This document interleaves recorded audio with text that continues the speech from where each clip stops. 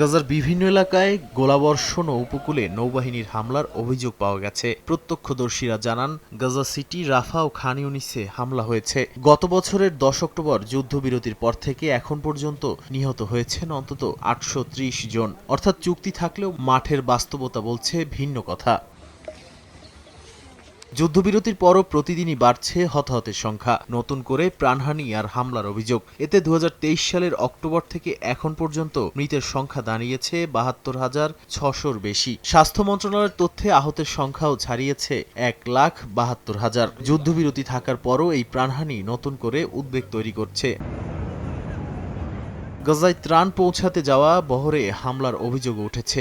আটক ব্রিটিশ কর্মীরা জানিয়েছেন, ইসরায়েলি বাহিনীর হাতে মারধর ও নির্যাতনের শিকার হয়েছেন তারা। কিছু কর্মী হাসপাতালে চিকিৎসা নিয়েছেন, আর কয়েকজন এখনও আটক রয়েছেন। এ ঘটনায় আন্তর্জাতিক মহলে নতুন করে সমালোচনা তৈরি হয়েছে। মানবাধিকার সংস্থাগুলো বলছে, আটক কর্মীদের হুমকি ও মানসিক নির্যাতনের শিকার হতে হচ্ছে। কিছু ক্ষেত্রে মৃত্যুর হুমকিও দেওয়া হয়েছে বলে অভিযোগ উঠেছে। ফিলিস্তিনি নেতারা অভিযোগ করেছেন, ইসরায়েল যুদ্ধবিরতির শর্ত মানছে না। যুক্তরাষ্ট্রের মধ্যস্থতায় হওয়া চুক্তি কার্যকর করতে ব্যর্থতার প্রশ্ন উঠছে। এমন প্রেক্ষাপটে আলোচনায় চাপ দিতে ইসরায়েলে সফর করছেন মার্কিন দূত নিকোলাই ম্লাদেনভ। তবে হামাস জানিয়েছে, শর্ত পূরণ না হলে তারা পরবর্তী আলোচনায় যাবে না।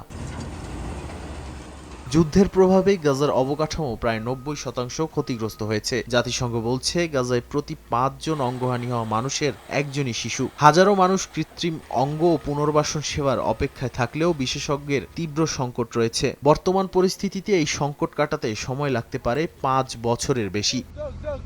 নাদিম মারজান, সময় সংবাদ।